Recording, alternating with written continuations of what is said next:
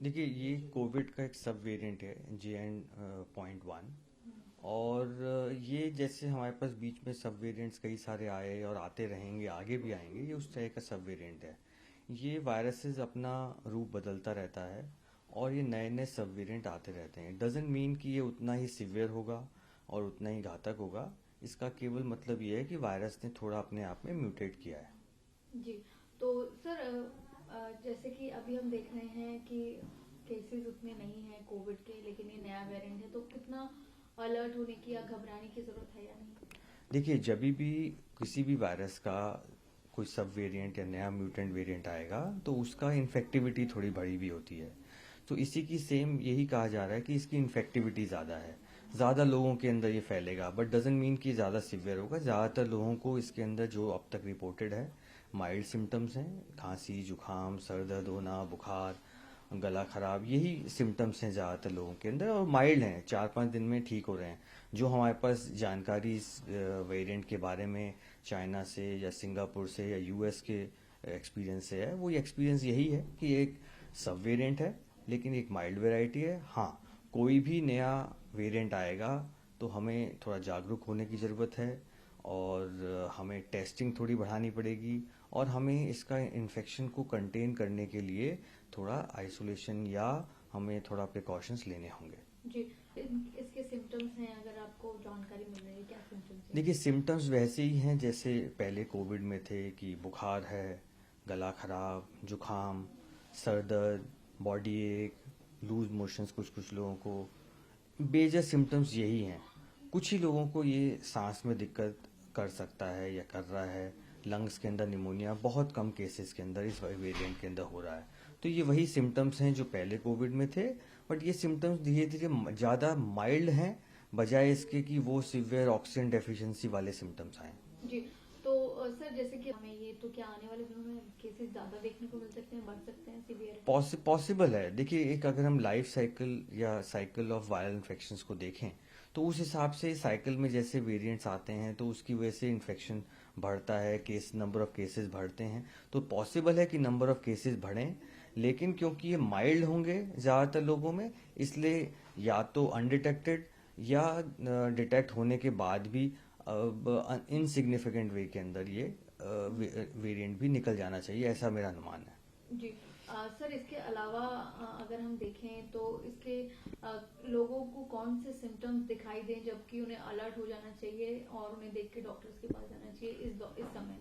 देखिए, इसमें सब देखिए, ये बदलते मौसम में बहुत सारे तरह तरह के वायरसेस एक्टिव होते हैं। हम्म। तो वायरल इन्फेक्शन इस समय वेरी कॉमन प्रॉब्लम है, विंटर्स में स्पेशली। तो अगर कोई क्लस्टर में सिम्टम्स आ रहे हैं, जैसे एक साथ 4-5 लोगों को सिम्टम्स इस तरह के आए, तो उन लोगों को जरूर टेस्ट कराना चाहिए, बिकॉज ये होगा, इन्फेक्टिविटी इसकी ज़्यादा है तो एक साथ जल्दी जल्दी लोगों को फैलेगा। तो अगर क्लस्टर में कहीं पे भी आए तो हमारे को टेस्ट करना चाहिए। और अगर कोई हिस्ट्री किसी की ट्रैवल की है और आते ही उसको हो जाता है तो उसको करना चाहिए, टेस्टिंग करना चाहिए। तो ऑब्वियसली टेस्टिंग हमें बढ़ानी होगी इनको ज़्यादा डिटेक्ट करने के लिए। जी। तो एक वेरिएंट सब वेरिएंट देखा गया है केरला में, तो इस समय क्या आपका एडवाइस होगा लोगों के लिए? एडवाइस मेरी यही रहेगी कि जब भी हम किसी को देखें कि खांसी जुकाम है तो सबसे पहली चीज़ है कि वो अपने आप में जागरूक रहे और रिस्पॉन्सिबल रहे कि मुझसे किसी को ना हो तो अपने आप को थोड़ा अलग कर ले या मास्क पहन ले। तो सबसे पहली चीज़ तो ये है जो पब्लिक में सबको एक अवेयरनेस होनी चाहिए कि किसी को भी वायरल इन्फेक्शन हो किसी भी टाइप का तो वो मास्क पहने और अपने आप को थोड़ा सा 1-2 दिन के लिए जब तक सिम्टम्स हैं, फीवर है, तब तक अपने आप को थोड़ा अलग कर ले। तो पहली चीज़ तो ये है। दूसरा, जिसको भी प्रॉब्लम हो, अगर सस्पेक्टेड है तो आप टेस्ट कराएं, गवर्नमेंट फैसिलिटीज से या प्राइवेट लैब से हम ये टेस्ट करवाएं। तो यही दो इम्पॉर्टेंट चीज़ें हैं। ट्रीटमेंट देखिए इसके अंदर सिम्टोमेटिक है। अभी तक जो जो भी हमने दवाइयाँ वगैरह दी हैं या कुछ भी है, तो ज़्यादातर ये सिम्टोमेटिक ट्रीटमेंट है इसका, बुखार खांसी जुकाम का। बहुत कम पेशेंट्स में कोई स्पेसिफिक एंटीवायरल देने की ज़रूरत पड़ी है या पड़ेगी। सर क्या हम की एक नई लहर आ सकती है कोविड की? देखिए, मैं एक लहर कहने के बाद एक पैनिक नहीं क्रिएट करना चाहूँगा। हाँ। मैं केवल ये कहूँगा कि हाँ, ये वायरसेस है, पहले था, अभी भी है और आगे भी आएगा। और ये एक टाइम टू टाइम इसके स्पर्ट्स ऑफ इन्फेक्शन होते रहेंगे। जी। करें। Sir COVID-19 sub-strain JN1 detected in Kerala in a woman. So what is that and how do you see that, sir? See, this COVID JN.1 is a subvariant of COVID, like the other variants and subvariants that we have seen in the past. This is a new variant which has been detected in some countries like China, US, Singapore, and now we have some cases in Kerala also which are being reported of JN.1. It is a subvariant. So far, whatever information that we are getting is that this variant is a mild variant and is not causing too much problem other than the upper respiratory symptoms in the patients. So, sir, what is the symptoms, sir? See, the symptoms that the patients are getting is fever, running nose, sore throat, headache. Some of them may have loose motions, and very few would have symptoms of pertaining to lungs. But most of the patients have these mild upper respiratory symptoms, which get better in 4 to 5 days. Is there or need to be more careful? We need to be more vigilant. I don't think that there is reason to be panic or do anything extra than just being vigilant. Anybody having infection, especially after a history of travel, should definitely get himself checked.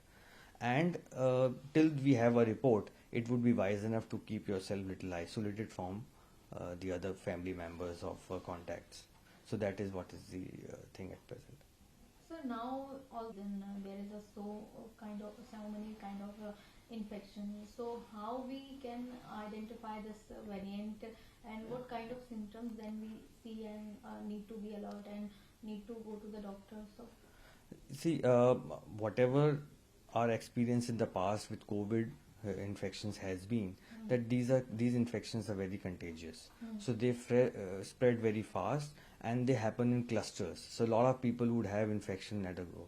So if there is a cluster of people who are getting infection, or suppose the whole family is getting symptoms of upper respiratory and fever, or there is a group which is getting symptoms, those kind of things, if they are happening, then definitely we should test them, and that would be probably the first way of going forward and testing this new variant of COVID if possible.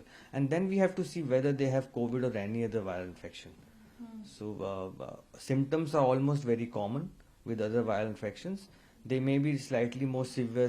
Patients may have some symptoms more severe than the other one, but more or less the infection is just like any other viral infection. So in Kerala, first case. So is there any threat like a new wave?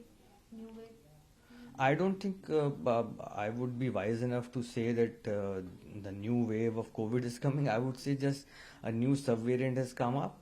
It may just pass away just like any other viral infection. So let's just keep a watch and keep our fingers crossed. It just passes away just like a normal viral infection.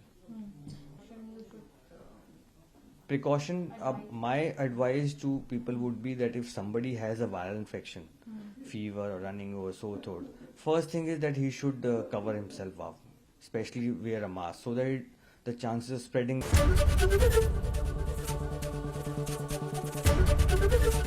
ABP Ganga, खबर आपकी, जुबान आपकी।